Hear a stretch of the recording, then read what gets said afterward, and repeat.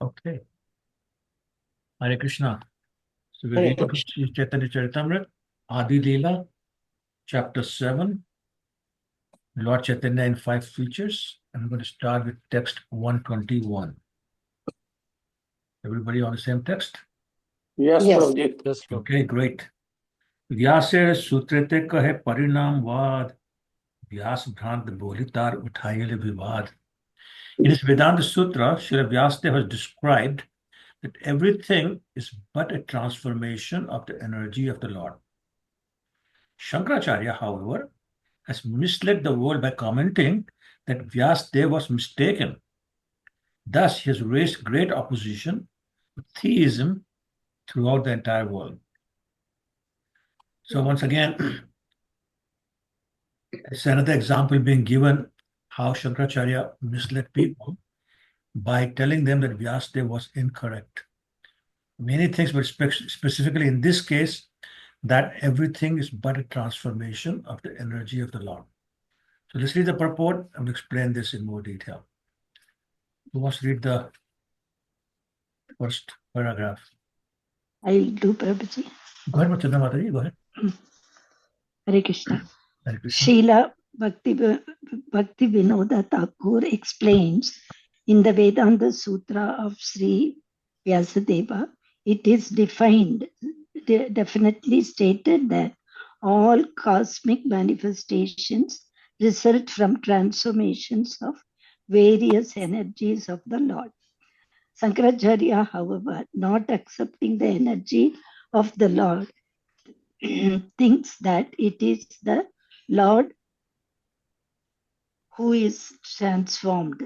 He has taken many clear statements from the Vedic literature and twisted them to try to prove that if the Lord or the absolute truth were transformed, his oneness would be disturbed.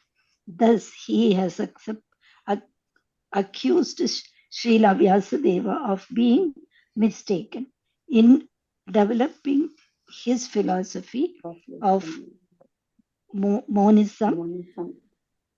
Therefore, he has established Vivarta Vada or the Mayavadi theory of illusion. Hare Krishna. Hare Krishna. Thank you, Mataji. So, in the Vedanta Sutra, Srimad Bhagavatam also, we read that Krishna has different energies and everything is a manifestation of various energies or transformation. So transformation means, just so make sure everybody's on the same page, is that there's some change in something. That's the material transformation. In Sanskrit, the word is vikar, something changed. So, for example, you take a piece of soap, bar of soap, away from it, then it's not the same soap anymore. In shape, I mean. It's a different shape. So it has changed. But as we shall see later on, that when it takes something out of the Lord still remains the same. So Sharacha is going to try and prove that thinking that something has changed or something is transformed, but the original is not changed, is an illusion. And that is his Vivartavad or theory of illusion. You could put in different words, Vivartavad is to not know the actual facts and thus to mistake one thing for another. And the example we'll see later on, one example that's given is mistaking a rope for a snake. So rope is not a snake is not a rope, but thinking one is the same, or one is the other one is an illusion. So that is the theory that Shankaracharya has provided. And basically, again, he's saying that the Brahman or the Lord may appear to go transformation, but really, in fact, there's no change. And therefore, whatever we are seeing is unreal and an illusion the only real being is Brahman, and everything else is false or illusion. So is that clear? Basically, trying to say anything and everything we see is an illusion because really there's no change, there's no transformation. Okay, so is that point clear? He's saying there's no transformation. It's an illusion that there's transformation. And that is Yes, why Brahman doesn't change. Whereas Vyasdev is saying, no, there is a transformation, but the original does not change. And that's the difference. If you're not clear, ask me. That's the fundamental point. I am not clear. Please Okay, re-explain. no, thank you for asking that. Okay, so Vyasdev is saying the Lord transforms. So remember that verse from Ishopanishad? Om Purnam Idam Purnamada Purnat Purnam Udachyate Purnat Purnamev Adhyaya Purnamev Avshishyate. So it's saying that Krishna is complete and whatever comes out of him is complete also. And once you've taken the complete out of the complete, what's remained is also Complete. complete. So again, you can think of the examples from Lord Krishna comes Balaram. Balaram is complete, but having gotten Balaram out of him as an expansion, Krishna is still complete. Then Balaram expansion, Narayan and Vishnu and Ram and Nrsimha, etc., but he still remains complete. That is Vyasdev's theory. But Shankaracharya is saying, no. What we think is coming out is an illusion. There's no change. Yes, we agree, but it's because whatever is coming out is an illusion. And that is his theory. It's called theory of illusion. Does that make it clearer? Sort of? I think when we dig further, it might become a little more clear. No, basically, it's twisting the words. It is twisting. That's it. Yeah, it's twisting. Okay. And he's expert of that. We know that. But it's also incorrect. Well, okay, yeah, agreed. It's Agreed. also incorrect. Like Totally agree. But it's not an illusion, you know. His followers don't agree with you. We agree. So he doesn't believe in the expansions. No, he says he believes in expansion as an illusion. Oh, okay.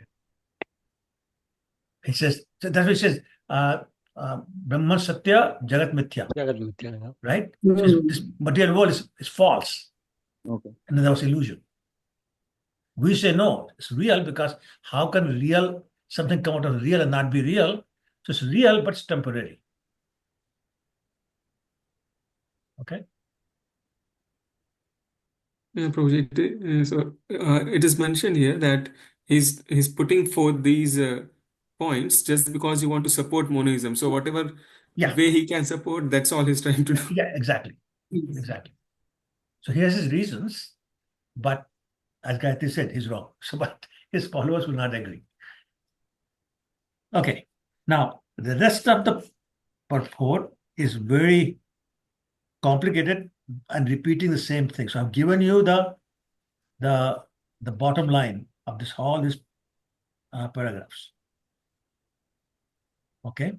So if you want, you can read it later on. I can read one paragraph here, which is the 4th paragraph. The next page. Srila Vyasa was explained. Right? See that? Yes, Prabhuji. Okay.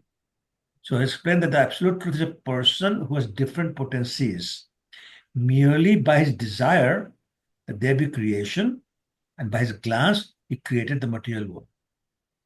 After creation, he remains the same person. That's the whole point. He created all this living entities came out, but it's still the same person. There's no change. There's no transformation. And Vyasa is saying that is his inconceivable potency. Okay. So basically, he's trying to say that like the Brahman cannot attain a form. No, so Brahman here is not Brahman effulgence. Uh-huh. It's being used for basically Krishna, the Supreme Personality of Godhead. So, okay, wait, okay. Okay. So formless, because But he's saying if you talk about all that, then he must be formless. Because if he's a form, how come nothing changes when the form comes out from the form? Example of a bar of soap, is soap taken out. Right? makes sense.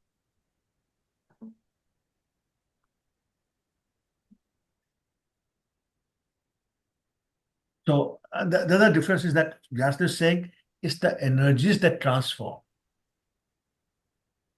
But the energy is not different from Krishna, so therefore you can say Krishna is transformed. But it's actually the energies. Okay? And if you go one paragraph later, it says it's to be concluded that the entire cosmic manifestation is transformation of the energy of the Supreme Lord. Okay? See that paragraph? Not of the Supreme Lord himself, who always remains the same. Yes. Yes, Prabhuji, two paragraphs later. Yeah. The material Lord, the material world and the living entities are transformation of the energy of the Lord, the absolute truth of Brahman, who's the original source. So again, it's the energies are transforming, and that's why he's not changing. But you can say he's transforming. Okay?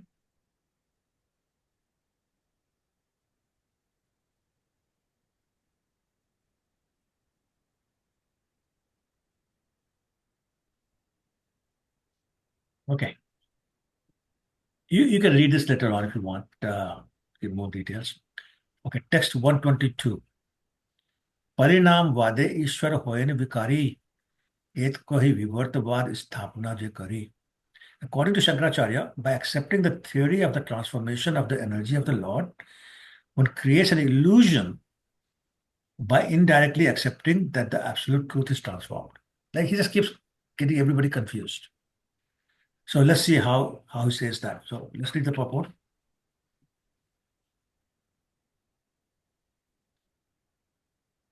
I can read, Prabhuji. Go ahead, Gayatri. Srila Bhaktivinoda Thakur comments that if one does not clearly understand the meaning of parinamavad, or transformation of energy, one is sure to misunderstand the truth regarding this material cosmic manifestation and the living entities. In the Chandogya Upanishad 6.8.4, it is said, Shanmula Somayamaha Praja Sad Ayatanaha Sat Pratishtha. The material world and the living entities are separate beings, and they are eternally true, not false. Shankaracharya, however, unnecessarily fearing that by parinamvad, transformation of energy, Brahman would be transformed, vikari, has imagined both the material world and the living entities to be false and to have no individuality. By word jugglery, he has tried to prove that the individual identities of the living entities and the material world are illusory, and he has cited the analogies of mistaking a rope for a snake or an oyster shell for gold. Thus, he has most abominably cheated people in general. Right. So I really like this sentence which says, Shankaracharya, however, unnecessarily fearing that by parinamvad, transformation of energy, Brahman would be transformed, has imagined both the material world and the living entities to be false and to have no individuality. So it's his imagination. He's imagined this is the case and everybody has believed it. But again, he's saying that there's no individuality and the living entities and the world is false. I don't know how he says that you can see it, but still false. So I don't know how he convinced people, but he convinced a lot of people. Okay, and then he gave the analogy of the rope of the snake that I talked about. But here Prabhupada is saying he has abominably cheated people in general.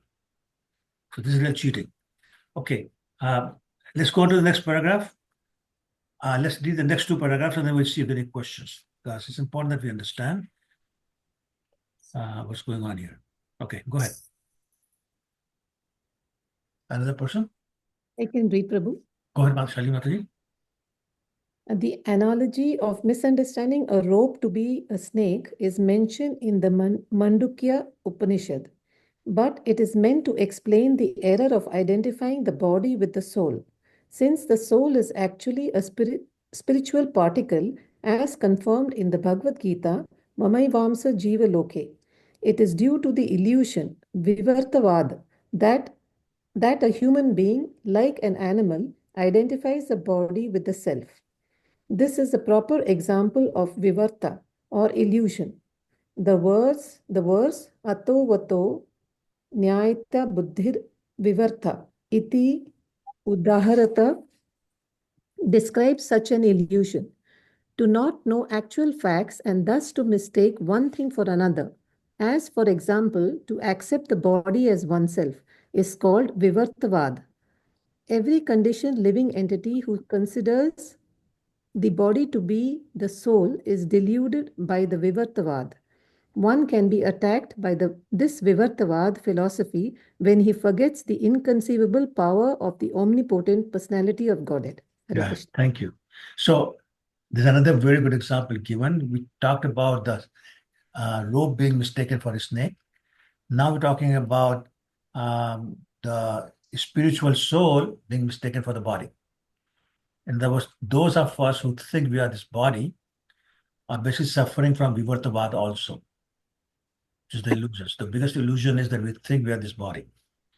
And so I think that's a very, very good example. And then he says, you start believing in Vivartavad when you forget the inconceivable power of the omnipotent personality of God. So when you forget Krishna is omnipotent, which is all powerful, all the energies, then we start believing we are this body. If we remember him, we'll also remember we're not the body, we're the spirit soul, and we're the eternal servant of Krishna. Okay, hopefully those words sound more familiar. Okay, let's read the next paragraph. I can read, Prabhuji. Please go ahead. Yeah, how the Supreme Personality of Godhead remains as He is, never changing, is explained in Ishopanishad.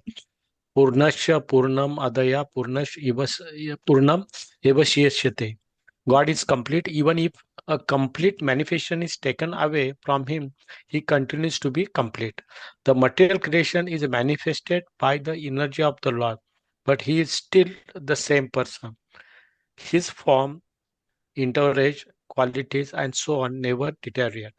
Srila Jiva Goswami, in his Paramatma Sandarbha, comments regarding the Vivartavad as follows. Under the spell of Vivartavad, one imagines the separate entities, namely the cosmic manifestation and the living entities, to be one with the Brahman. This is due to complete ignorance regarding the actual fact. The absolute truth, or Parabrahman, is always one and always the same. He is completely free from all other conceptions of existence. He is completely free from false ego, for he is the full spiritual identity. It is absolutely impossible for him to be subjected to ignorance and fall under the spell of misconception, Vivartavad. The absolute truth is beyond our conception. One must admit that he has unblemished qualities and he does not share with every living entity. He is never tainted in the slightest degree by the flaws of ordinary living being. Everyone must therefore understand the absolute truth to possess inconceivable potencies. Hare Krishna Prabhuji. Thank you. Yeah. So actually that's one of the qualities of Narayan also, that he has inconceivable potencies. And so again, same point is being made that we discussed before. Krishna is complete. The same verse being quoted here, Purnam Adaya, Purnameva Avashishate. So God is complete in every sense. And complete is the arithmetic that Prabhupada should talk about. What's 1 minus 1 in the material world? 0. What's 1 minus 1 in the spiritual world? It's still 1. Similarly, 1 plus 1 is a 1. So when they merge, it's still the same. So they separate, it's still the same. They merge, it's still the same. And that's the spiritual math. And that's because he's complete in every way. And examples are being given.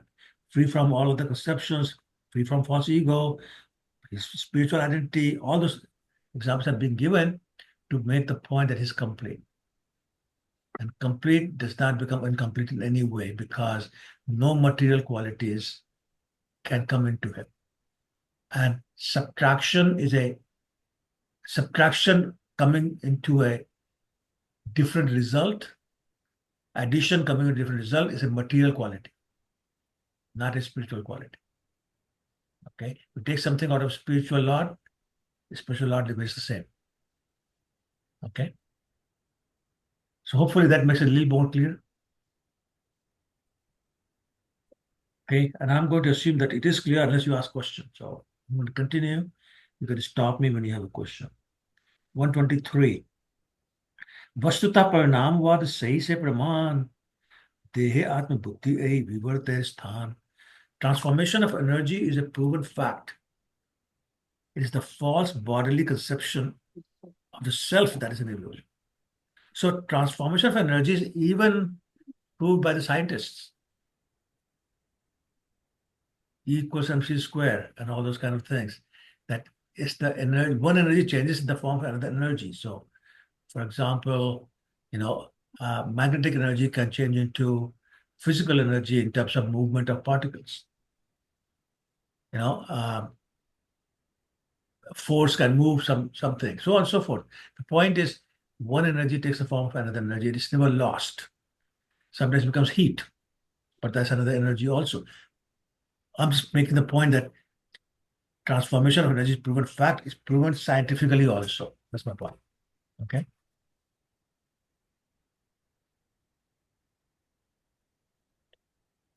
So let's read the purport. I have a question. Gayatri, go ahead.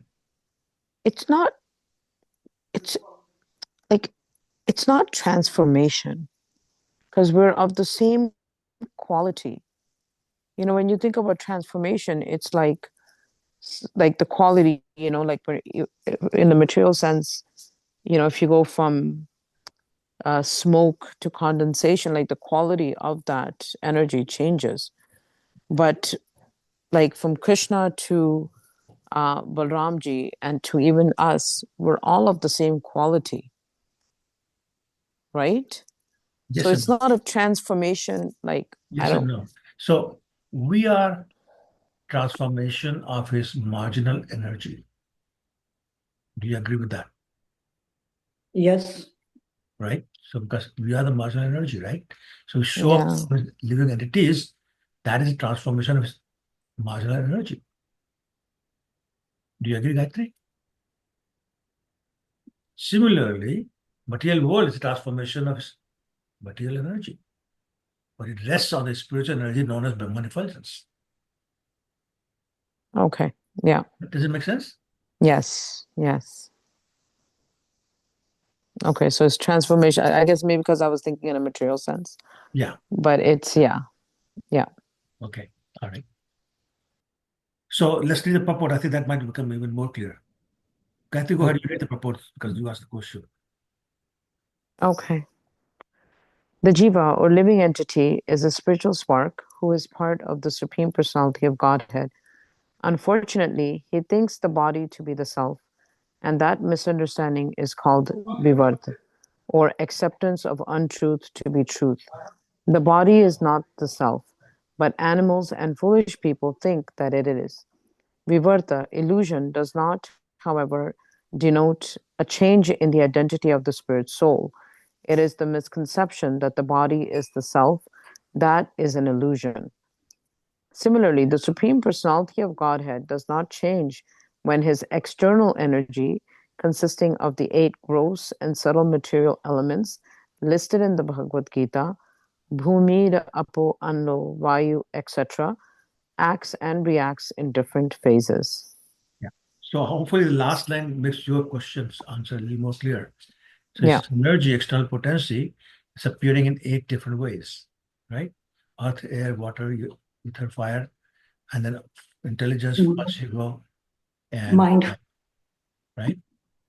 So yeah, so that's the transformation we're talking about. But that doesn't change Krishna. Yeah. Okay. All right. 124. अविचिंत्य शक्ति युक्त श्री भगवान इच्छाए जगत रूपे पाए परिणाम. The Supreme Personality of Godhead is opulent in all respects. Therefore, by his inconceivable energies, he has transformed the material cosmic manifestation.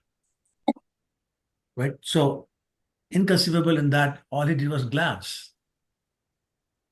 right? And all divinities came out. And all he did was breathe out in his sleep. He breathed out. And what happens? What happens when he breathes out? Anybody? All the Many material universes creation comes out. Universes universes. come Yeah, out. exactly. All the universes come out. But all he did was breathe out. Right? So that's his external potency acting. Right? Rajan Prabhu, you look physical. No, Prabhu, I was just thinking, so Shankaracharya is trying to understand that, like, I don't know, trying to understand or trying to propagate the ultimate philosophy, but in the material world, because everything is under illusion, until unless, so for example, if someone is following Shankaracharya or someone is following Chaitanya Mahaprabhu, uh, how will he discriminate which one is like, because he's still under illusion, right? So how to discriminate or how to convince other that okay, this philosophy is not correct and this is correct one. Well, so this is where the logic is used. This is where, because when, like, I'm not going to be able to answer your question in 2 sentences because this the discussion goes on for months, right? And but the simple point is that um, the example that was given, us thinking we are this body, try to convince a materialistic person that we are not this body is very difficult, right? So it comes back to which scripture you want to believe, right? Many Mayavadis say, no, Shankara Bhashya, we read that before. The Shankara Bhashya is the only Bhashya, the only scripture to read. We're not going to read anything else, right? And Lord Chaitanya said, Srimad Bhagavatam is the only one we will read. So now you go, who do you want to believe? Because you and I, with our own individual potencies, cannot. We have a hard time understanding it. Forget about, explaining it or creating it. Yeah, but I agree with your point that it should first start, and it's correctly identified in the previous verse that the false bodily conception. Once somebody starts from there, there's always hope. But if and on that platform, if somebody tries to think a little bit deeper philosophically, he might still get an answer to a certain degree of which faith he's more inclined towards. Yeah, the only problem is that I think we talked about this last week or week before, that we start with a wrong premise. Guaranteed the conclusion will come to is wrong. Right? So we start with the premise that we are this body. Then whatever conclusions come to will be wrong, but not to the person who's convinced is this body. And that's the challenge. So we can say we are very fortunate we came to the right movement, but others will tell you you are a fool and you are lazy and you don't know anything. All sorts of things. It's an unending argument. Right? So we believe what we believe and we go from there. Okay. Thank you. Sure. Anybody else? Hare Krishna Prabhu. Hare Krishna Prabhuji, yes. At the same time, I am perplexed to, he is the one who composed Bhajagovindam also. So, Sorry, say again, Prabhu? Shankaracharya is the one who composed Bhajagovindam. Yes. Bhaj Govindam, Jagannath Ashtakam, Shrimati Radha Kripa Kataksh Bhajanam. He's considered topmost devotee, all that. But as you know, Lord Vishnu appeared to him and ordered him to go and confuse the people because they wanted to eliminate Buddhism, which had denied the existence of the Vedas. So the reason he's doing it is a valid reason. He's doing it upon the instructions of the Lord. But being a devotee, he couldn't help himself and Bhaj Govindam, Bhaj Govindam, Bhaj Govindam, Mudamate, and all the other bhajans we talked about.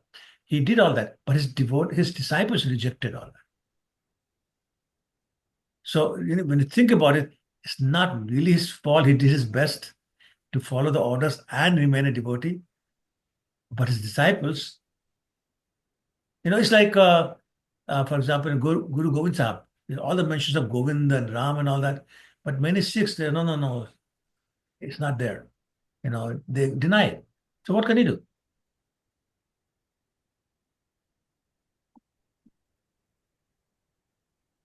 Thank you. Sorry, Prabhuji, to interrupt. I have one question. Go ahead. I thought that Radha Kripa Kataksh was actually said by Lord Shiva. Yeah, that's what I'm saying. Lord Shiva. Yeah. But Lord Shiva Shakracharya. I'm just explaining why Lord Shiva would do that. Mhm. Okay.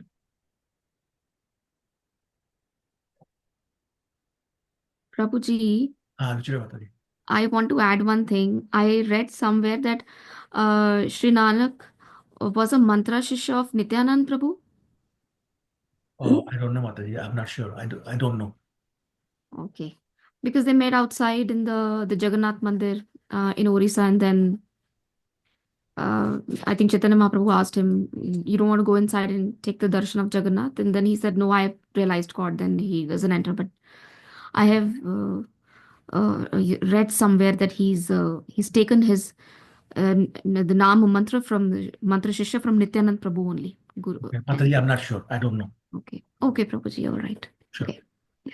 Prabhuji, it's like you said, so Shankaracharya had direct instructions from the Lord to like fool the people and stuff. But devotees are such that they can't help but praise the Lord. So he's writing about all this and, everything is an illusion. But then the real devotee in him comes out when he starts doing all these other, That's right. Exactly. They can't help themselves. That's right. That's right. It's too intrinsic to them. Yeah. Yeah, for sure.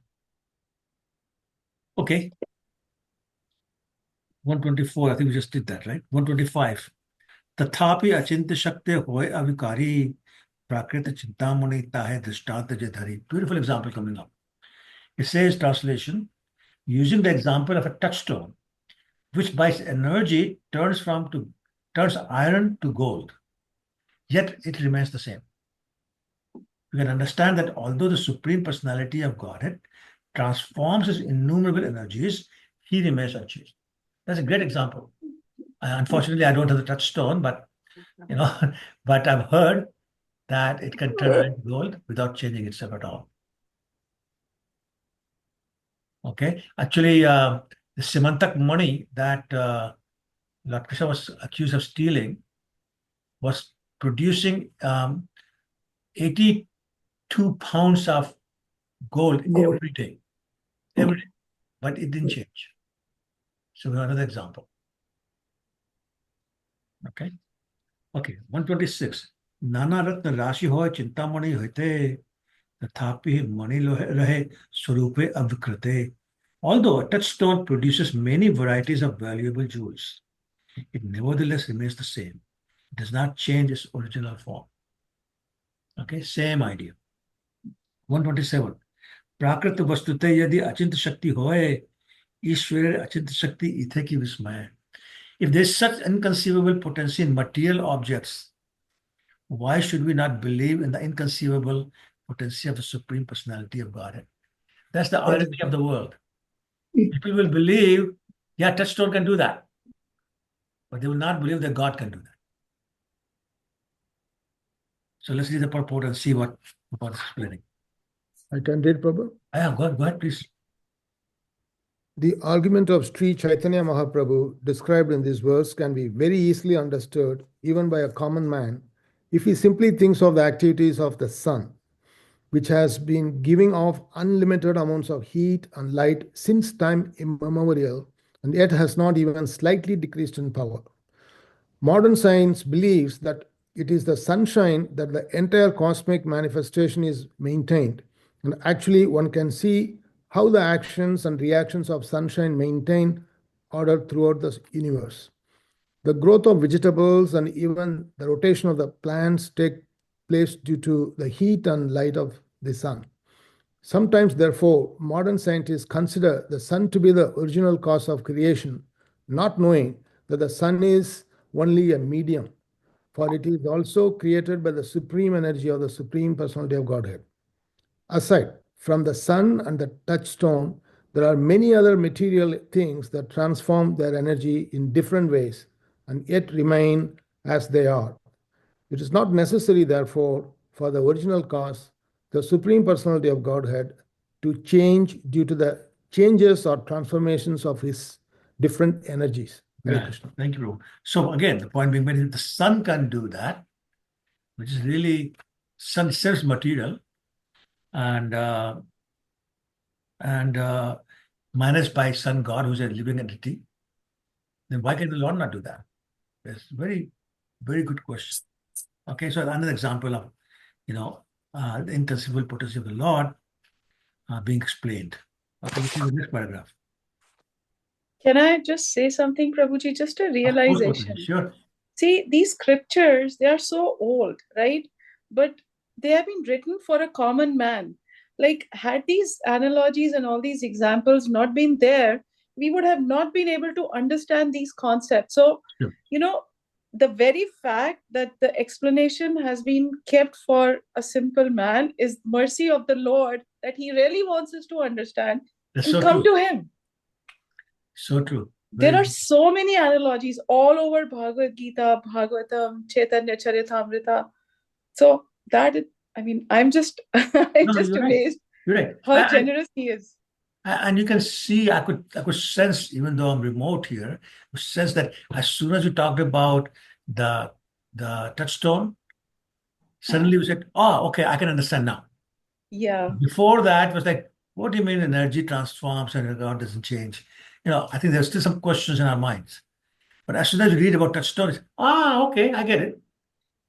So I mean, these examples are very relatable, as you say, to the common man. Therefore, we can understand it. Yeah, thanks for sharing it. Thank you, Prabhuji. Sure. Okay, you can read the next paragraph if you like. Sure. The falsity of Sripad Shankaracharya's explanation of Vivartavad and Parinamavad has been detected by the Vaishnavacharyas, especially Jiva Goswami, whose opinion is that actually Shankara did not understand the Vedanta Sutra. In Shankara's explanation of one sutra, Anandamayo Bhyasat, he has interpreted the affix Mayat with such jugglery, with such word jugglery, that this very explanation proves that he had little knowledge of the Vedanta Sutra, but simply wanted to support his impersonalism through the aphorisms of the Vedanta philosophy. Actually, however, he failed to do so because he could not put forward strong arguments.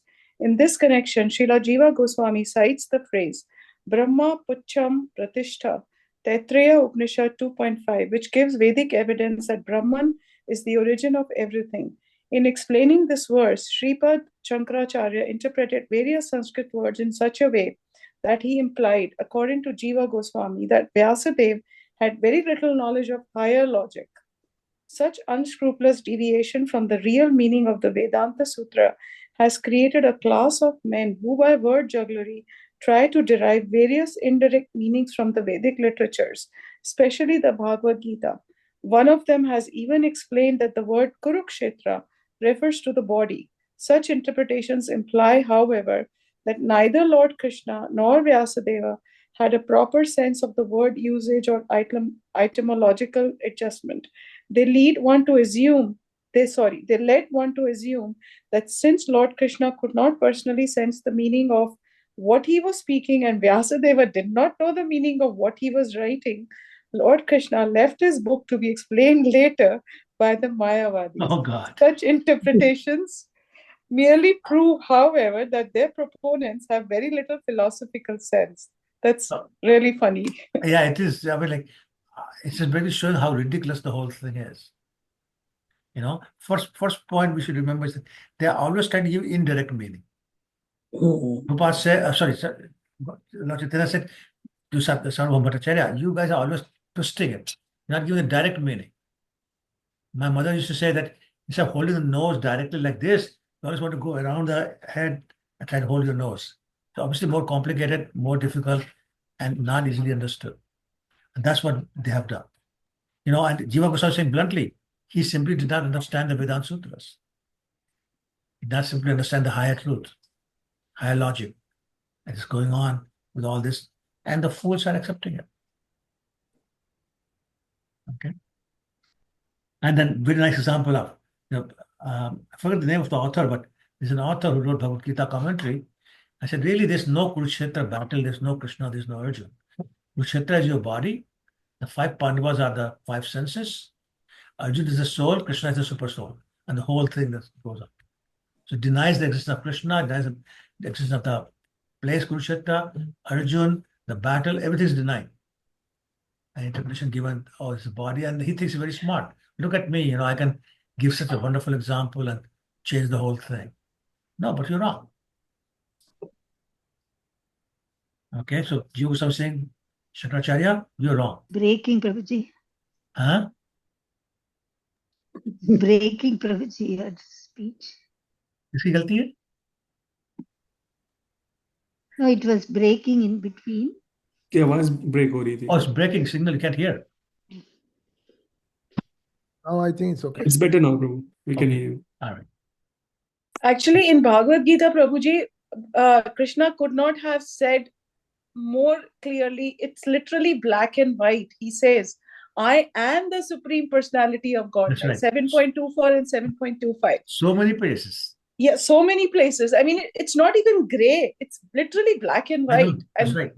still people, if they refuse to believe, then I think it's mood mate. Yeah, that's right. Exactly. That's what it is. Yeah. It is. Okay, great. Next paragraph, please, somebody. I can read, Prabhu. Please go ahead, Paul.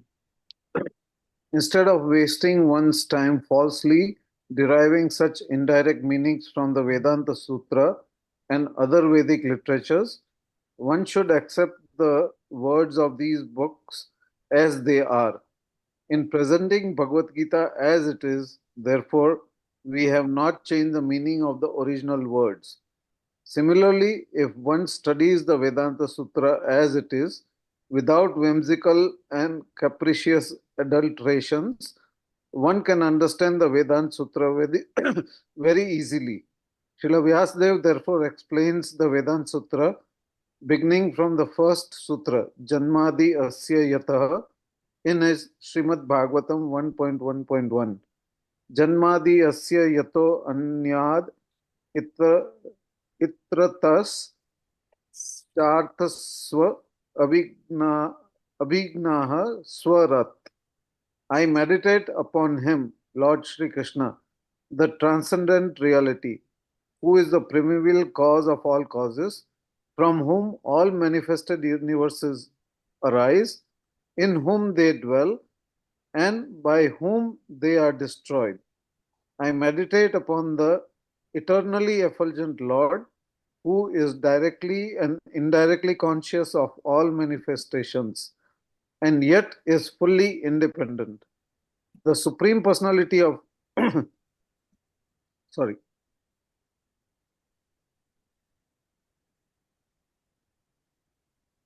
Sorry, I lost. Take 1 minute.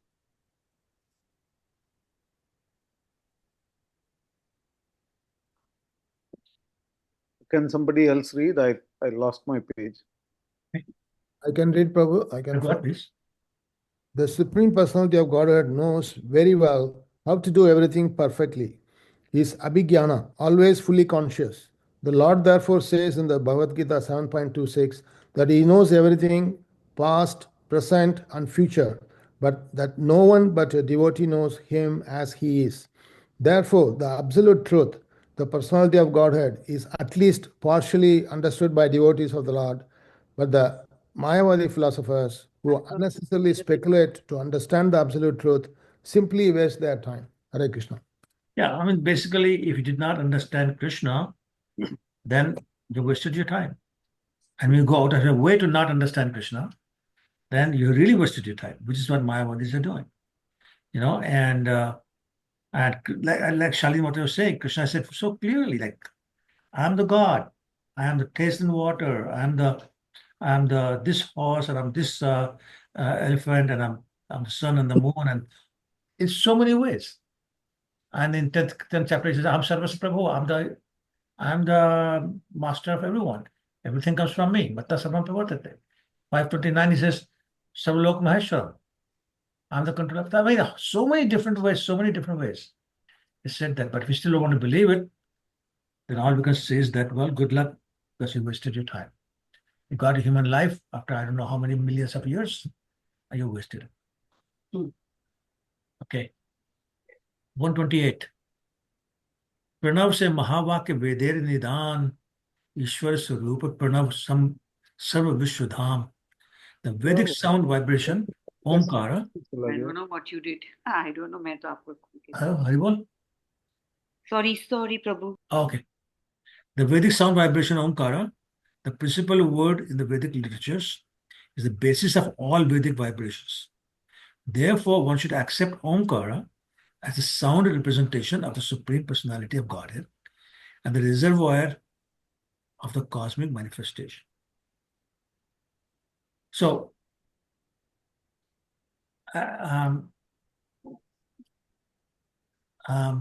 Krishna has said at least in 2 places in Bhagavad Gita that he's Om, the Pranav. Actually, 3 places I can think of. So, the point being made here is that that's the principal word in Vedic literature, which means basically almost all the mantras in Vedas start with the word Om. And Om is Pranav, which is the basis of all sound representations, and therefore non-different from the Lord. I say representation of the Lord himself. Okay, so let's read the purport to get more clarified. May I, Prabhu? Yeah, please go ahead, Palmi Mataji. Okay. In the Bhagavad Gita 8.13, the glories of Omkara are described as follows. Om iti ekaksharam brahma vyaharan mam anasmaran ya prayati tyajan deham sayati paramam gatim. This verse indicates that Omkara or Pranava is a direct representation of the Supreme Personality of Godhead. Therefore, if at the time of death one simply remembers Omkara, he remembers the Supreme Personality of Godhead and is therefore immediately transferred to the spiritual world. Omkara is the basic principle of all Vedic mantras, for it is a representation of Lord Krishna, understanding of whom is the ultimate goal of the Vedas. As stated in the Bhagavad Gita, Vedesha Sarver Ahameva Vedya. Mayavadi philosophers cannot understand these simple facts explained in the Bhagavad Gita, and yet they are very proud of being Vedantists. Sometimes, therefore, we refer to the Vedanta philosophers as Vedantis, those who have no teeth. We mean without, and Danti means possessing teeth. The statements of Shankara philosophy, which are the teeth of the Mayavadi philosopher, are always broken by the strong arguments of Vaishnava philosophers, such as the great acharyas, especially Ramanujacharya. Sripada Ramanujacharya and Madhvacharya break the teeth of the Mayavadi philosophers, who can therefore be called Vedantis, toothless.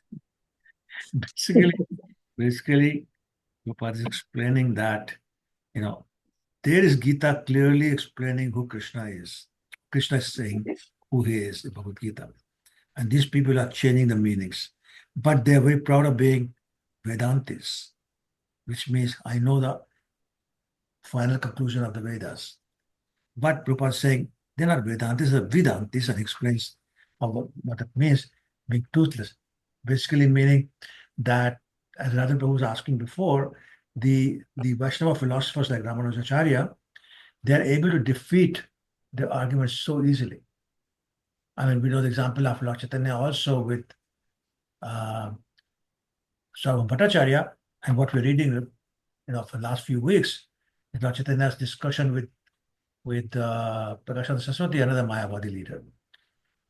Their points are being broken and defeated so easily, and therefore, Prabhupada, I think, jokingly saying that Vedantis, not Vedantis, toothless. Okay, let's read the next paragraph.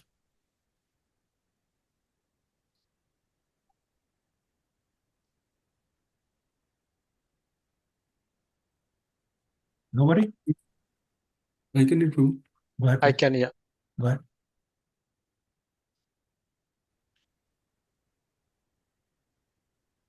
Yes. Somebody go ahead. Yeah, as mentioned above, the transcendental vibration Omkara is explained in Bhagavad Gita, chapter 8, verse 13. Om iti ekaksharam brahma vyaharan manusmaram ya prayati tajam deham sayati paramam gatim. After being situated in this yoga practice and vibrating the sacred syllable Om, the supreme combination of letters, if one thinks of the supreme personality of Godhead and quits his body, he will certainly reach the spiritual planets. If one actually understands that Omkara is the sound representation of the supreme personality of Godhead, whether he chants Omkara or the Hare Krishna mantra, the result is certainly the same. Keep going, please. The transcendental vibration of Omkara is further explained in Bhagavad Gita, chapter 9, verse 17. Pitaham asya jagato mata data pitamaha vedyam pavitram Omkara raksam yajur evacha. I am the father of this universe, the mother, the support, and the grandsire. I am the object of knowledge, the purifier, and the syllable Om. I am also the Rig, the Sam, and the Yajur Vedas. Keep going. Similarly, the transcendental sound Om is further explained in Bhagavad Gita, chapter 17, verse 23. Om Tat Sat iti nirdesho brahmanastri vidha smrta brahmanastena vedascha yagnascha vihita pura. From the beginning of creation, the three syllables Om Tat Sat have been used to indicate the supreme absolute truth, Brahman. They were uttered by Brahmanas while chanting Vedic hymns and during sacrifices for the satisfaction of the Supreme. Right. So all this to be at the point that Om is a representation of Lord Krishna and therefore non-different. The same potencies as Krishna. And that's basically the point here. And then saying if somebody quits their body, saying Om, thinking Om, then it's the same as if they left their body chanting Hare Krishna. Again, implying that's one and the same. Now, don't read too much into that because the recommended process in the age of Kali is still Hare Krishna Maha Mantra, not any mantra starting with Om. For example, Om Namo Bhagavate Vasudevaya. Totally potent, everything is fine, there's nothing wrong with that. But that's not the recommended mantra. Just so you know. Okay? Prabhuji, may I ask a question here? You may. In Archana Paddhati book, I have read there are mantras starting with clean. So what does clean mean? Yeah. What's the meaning of that? So clean is a complex word that consists of ka, la, and ma. And it says that ka represents Krishna, la represents Radharani, ma represents love between Radha and Krishna. So we say claim, we're trying to remember, we're trying to, what's the word I'm looking for? To feel the ecstasy of the love between Radha and Krishna. And Chaitanya Mahaprabhu. Sorry? You were looking for the word Chaitanya Mahaprabhu. Chaitanya Mahaprabhu, yes. Yes. And so that's why you see that some Gayatri mantras start with claim. And that's because Gayatri is all about Radharani and Krishna. Whether it seems like that or not, but it really is all about Radha and Krishna. Okay. So those of us that get initiated will know that some of the mantras start with claim. Thank you so much, Prabhuji. You're welcome. Hare Krishna. You have all the answers. I don't know about that. everything that comes to my mind, really. If I bring it to you, you give me the correct answer. Thank you. Thank you so much. Babuji, not to add any controversy because we only go by the Mahamantra. I had attended a Japa course with Chaitanya Maharaj where he said if you're really struggling and the mind is really giving you a hard time, then you can do some of these peripheral mantras, maybe just once before you start doing the actual Mahamantra japa, to just get your mind kind of settled. So like saying Om 3 times and then, starting with your Mahamantra, with your chanting on the beads, or saying something with Kleem. I don't remember the actual 3 words he used, but these things you can add to your chanting process just to settle the mind. Yeah. So I there's don't no know if you have controversy in come that. across. There's no controversy. Okay. That's so true, because a lot of times people say, even in our own scriptures, that you chant Om a few times, that allows you to control your mind. So the quality of your Hare Krishna chanting improves. So Om in itself is not the mantra you want to chant. The mantra you want to chant is Hare Krishna Mahamantra, but Of Om is course. helping you to do it less offensively, with more Yes. effectiveness. So that's true. There's no controversy there. Okay. Okay. Okay. All right. So paragraph next. Who wants to read that? Throughout all the Vedic literatures. Hare Krishna, can I read? Chaitanya, go ahead, please. Okay. Throughout all the Vedic literatures, the glories of Omkara are specifically mentioned.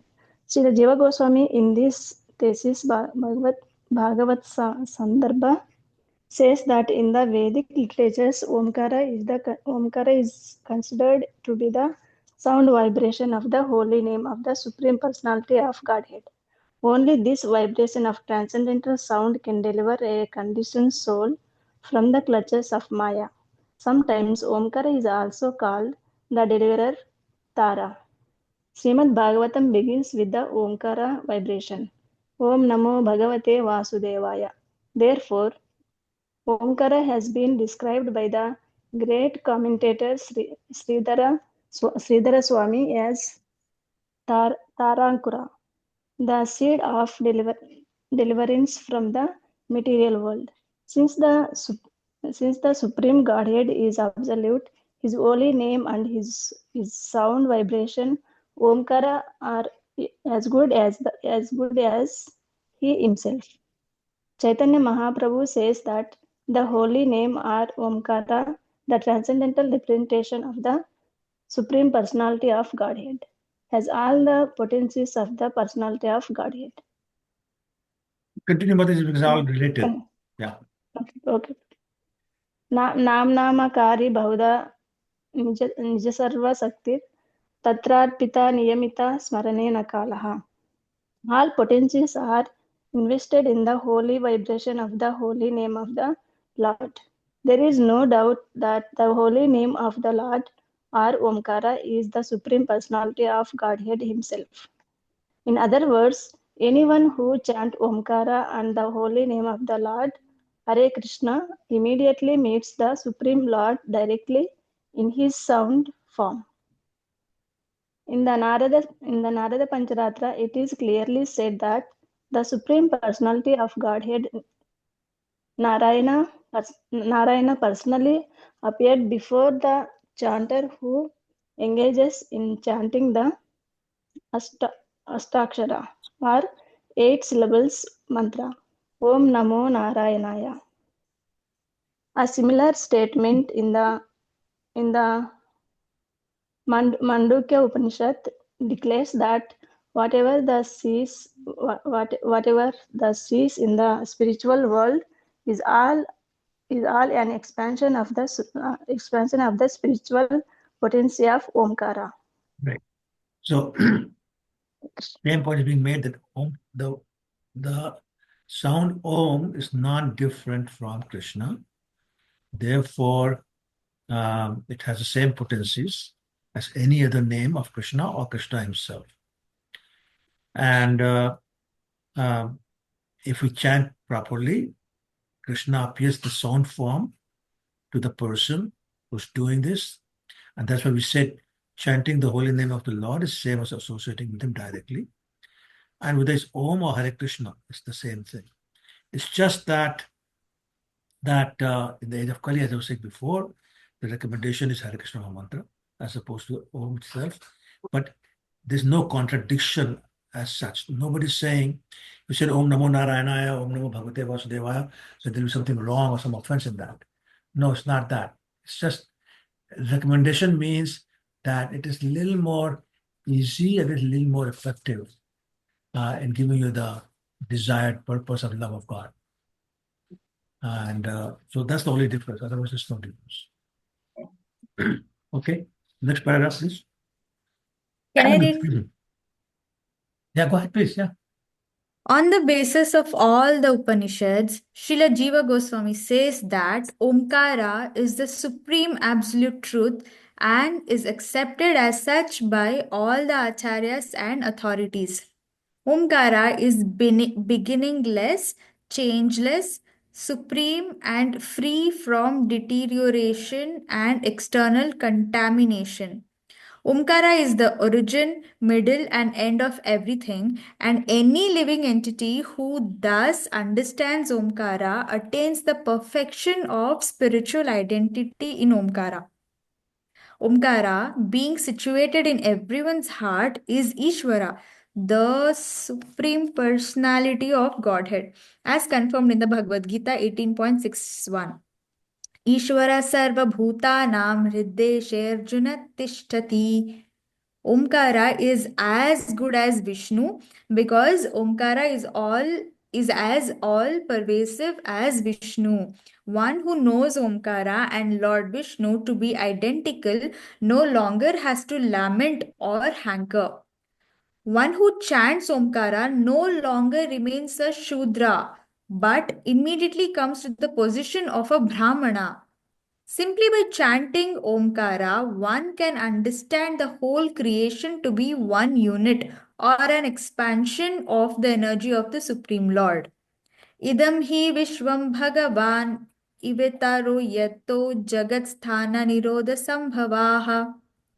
The Supreme Lord, personality of Godhead, is himself this cosmos and still he is aloof from it. From him only this cosmic manifestation has emanated, in him it rests, and unto him it enters after annihilation. Bhagavatam 1.5.20. Although one who does not understand concludes otherwise, Srimad Bhagavatam states that the entire cosmic manifestation is but an expansion of the energy of the Supreme Lord. Realization of this is possible simply by chanting the holy name of the Lord, Omkara. Right. So once again, the point being made here is that chanting Omkara has the same effect as chanting Hare Krishna Mahamantra. It is non-difference, therefore all the qualities of Krishna are in it. And like Krishna's explained Paramatma, Omkara is also same, therefore it's residing in the hearts of everyone. We chant Omkara, you're no longer Shuddha, you're Brahman. Again, same thing as if you substitute Hare Krishna with the word Omkara, you see that everything's same. Identical effect, identical results, identical situations. Okay, so the point being made here is that Omkara is non-different from Krishna. That's basically the point here. Okay. Next paragraph, please. I can read, Prabhu. Oh, go ahead, Aditi. One should not, however, foolishly conclude that because the Supreme Personality of Godhead is omnipotent, we have manufactured a combination of letters A, U, and M to represent him. Factually, the transcendental sound Omkara, although a combination of the three letters A, U, and M, has transcendental potency, and one who chants Omkara will very soon realize Omkar and Lord Vishnu to be non-different. Krishna declares Pranava Sarva Vedeshu. I am the syllable Om in the Vedic mantras. Bhagavad Gita 7.8. One should therefore conclude that among the many incarnations of the Supreme Personality of Godhead, Omkara is the sound incarnation. All the Vedas accept this thesis. One should always remember that the holy name of the Lord and the Lord Himself are always identical. Abhinatvan, Nama, Namino. Since Omkara is the basic principle of the Vedic knowledge, it is uttered before one begins to chant any Vedic hymn. Without Omkara, no Vedic mantra is successful. The Goswamis therefore declare that Pranava Omkara is the complete representation of the Supreme Personality of Godhead, and they have analyzed Omkara in terms of its alphabetical constituents as follows. Akarenochyate Krishna Sarvalokeka Nayakah Ukarenochyate Radha Makaro Jiva Vachakaha. Omkara is the combination of the letters A, U, and N. Karenochyate Krishna, the letter Akara refers to Krishna, who's Sarva Lokaika Nayakaha, master of all living entities and planets, material and spiritual. Nayaka means leader. He is the supreme leader, Nityo Nityanam Chetanash Chetananam. The letter U, Ukara, indicates Srimati Radharani, the pleasant potency of Krishna, and Makara indicates the living entities, which is Jiva. Thus, Om is the complete combination of Krishna, his potency, and his eternal servitors. In other words, Omkara represents Krishna, his name, fame, pastimes, entourage, expansions, devotees, potencies, and everything else pertaining to him. As Chaitanya Mahaprabhu states in the present verse of Sri Chaitanya Charitamrita, Sarva Vishwadhama Omkara is the resting place of everything. Just as Krishna is the resting place of everything, Brahmano hi pratisthaham. Right. Thank you.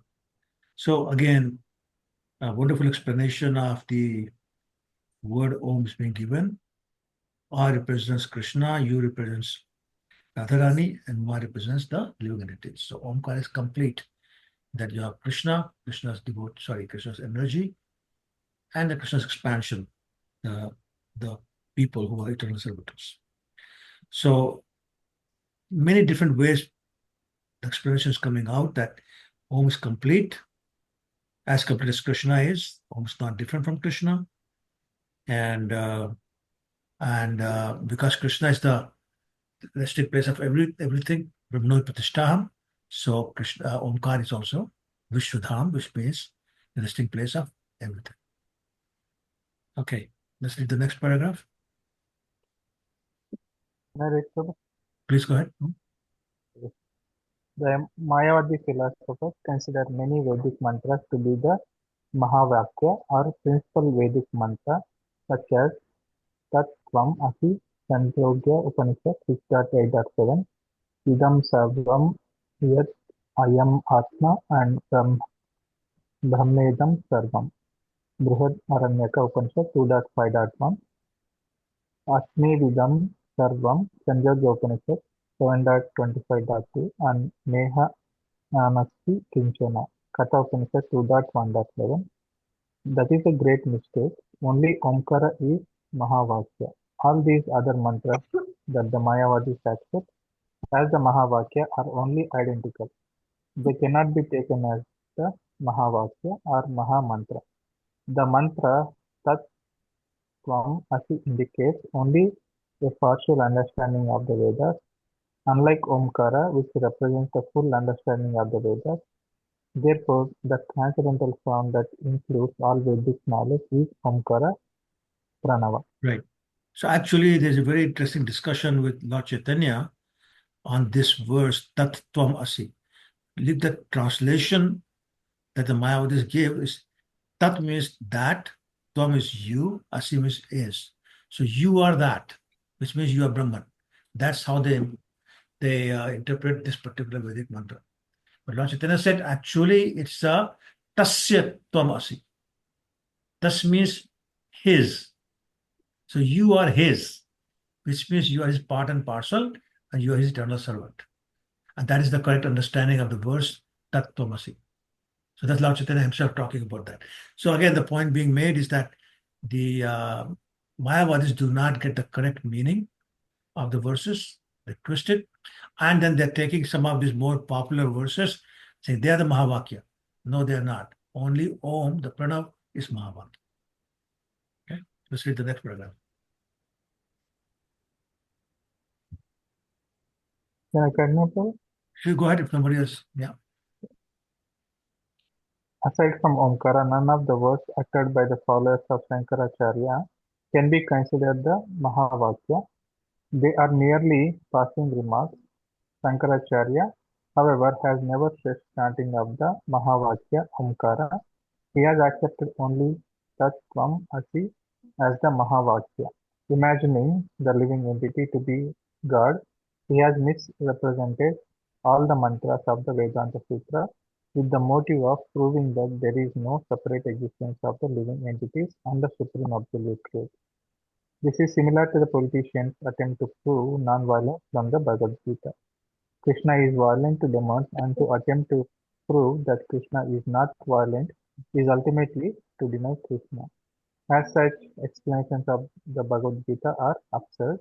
So also is Shankaracharya explanation of the Vedanta Sutra, and no sane and reasonable man will accept it. At present, however, the Vedanta Sutra is misrepresented not only by the so-called Vedantis, but also by the other unscrupulous persons who are so degraded that they even recommend the sannyasis eat meat, fish, and eggs. In this way, the so-called followers of Shankara, the impersonalist Mayavadis, are sinking lower and lower. How can these degraded men explain the Vedanta Sutra, which is the essence of all Vedic literature? Yeah. So again, the point being made here is that Shankaracharya has tried very hard to mislead people, but let's not get misled. Let's accept more what Krishna is saying and try to understand the falsity of the statements that Shankaracharya has made. Okay. All right. Unless this is the question, we can move to the next paragraph. Anybody? I will read it, Prabhuji. Go ahead. Yeah, please go ahead, Prabhu. Go ahead, Prabhuji. Okay, I'll go then. Okay. Okay, go. Okay. Lord Sri Chaitanya Mahaprabhu has declared Mayavadi Bhashya Sunile Haya Sarvanash. Anyone who hears commentary on the Vedanta Sutra from the Mayavadi school is completely doomed. As explained in Bhagavad Gita 15.15, Vedacha Sarver Aham Eva Veda. All the Vedic literature aimed at understanding Krishna. Mayavadi philosophy, however, has deviated everyone from Krishna. Therefore, there is a great need for the Krishna conscious movement all over the world to save the world from degradation. Every intelligent and sane person must abandon the philosophical explanation of Mayavad and accept the explanation of Vaishnava Acharya. One should read Bhagavad Gita as it is, and try to understand the real purpose of Vedas. Hare Krishna Prabhuji. Thank you. Thank you. Yeah, so once again, the point being made, please stay away from Mayavad Bhashya. Stay with Bhagavad Gita as it is, even Bhagavatam, etc. The Vedic literature as they're meant to be studied and understood. Otherwise, Lord Chaitanya said very strong words he used. He says, Mayavadi Bhashya Shunile Hoy Sarvanash. You hear the commentary of the Vedanta Sutra from the Mayavadis, and your life is completely doomed.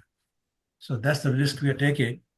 We associate with Mayavadis and listen to their explanations. I think there's been a very wonderful discussion on Pranav and Mayavadi philosophy. Hopefully, we have understood just enough, at least, to know the truth from the fiction, and be careful in future to stay away from these philosophies. I think we'll stop here unless there are any questions or comments. Prabhuji, I have one question. Like the word Mataji was saying, clean. So how to pronounce, how to write that, spell it? Clean. आधा हाँ, का, ला में बड़ी की मात्रा और आधा का हाँ, रैम क्लीम बड़ी की मात्रा और बिंदी लगा दी ऊपर। मैं हाँ, हमने बिंदी ऊपर लगा दी। ओके आधा कै एल आर एन एम क्लीम What? बड़ी आधा कै हाफ को Yeah. L I M Oh, I see. Yeah. Okay. You're doing in English. Okay. Fine. yeah in English how to write Yes. that Yes. Yes. okay KLIM. Yes. okay thank you Sure. clean okay Prabhu, I have a realization today. Ah, sure. Share with To us. understand the light, there has to be some darkness. Yeah. Yes. Right? We won't be able to get it. So I think this is all going on. So Vaishnavas could understand the Vaishnava philosophy even in the more brighter sense. Good point. Yeah. Yeah. Yeah. Very good. Yes, ma'am. Yeah, but if there कोई comparison point नहीं होगा, then how would you know it's right or not? I mean, like whatever you're doing is good. Yeah. Yeah. Very true. Very true. Thinking our basic Bhagavad Gita philosophy even just starts with we are soul, we're not this body. So if somebody has gone through ABC of spiritual life, they would know it. Yeah. They'll And be like, that's such a good point because sometimes people ask, why is the first thing Krishna told Arjun is that we are not his body? Right? Why? Any thoughts? Anybody? because we are not the body we are the soul No, I know, but why did he start with that? for foundation like deni zaruri hai before he Ah, explains that's right. anything else. It's like we were saying, if the premise is wrong, then the conclusion will be wrong. So let's make Yeah. sure we're starting with the right premise. yes So let there be no confusion about who we are, but we talk about what our duty is. He doesn't want to know what is my duty. Well, your duty depends upon who you are. So let's first understand who you are. Because if you're wrong understanding of who you are, you're bound to come to the wrong conclusion of what your duty is. Mhm. True. To solve the math problem, you have to have the right question first. That's also true. Also, you cannot assume 3 is less than 2. True. I think Ruchira Mataji had her hand up that she put it down. Prabhuji, I just wanted to thank you because I was wondering when I started getting into bhakti and started the Shravan, and I used to listen to Katha. Then I heard one day from Amrendra Prabhuji that it takes many births to get into to have the intelligence to start reading scriptures, and then having the the grace and the blessing of the God to hear it with a Vaishnav. So I don't know how, but आप मेघे प्रभु जी और हम बिल्कुल word to word पूरे चैतन्य चरितमृत पढ़ रहे हैं आपके साथ बैठ के. Hari Bol. And I have no facilities here, but even then I'm we're connecting on Zoom, and every week we're reading word by word, and this is the That's why after creating the world, Krishna created internet. yeah. So without I used to wonder ki how I don't think I'm gonna get this opportunity ki go to mandir regularly and sit with some guru or a Vaishnav and who will discuss or will talk verse by verse. So I was like पता नहीं अब अगले जन्म में इतनी मति आई नहीं आई और इस जन्म में तो मिलने से रहा तो तब आप मिल गए प्रभु जी. Oh, Krishna. Thank you, Mataji. Thank you so much. You're welcome.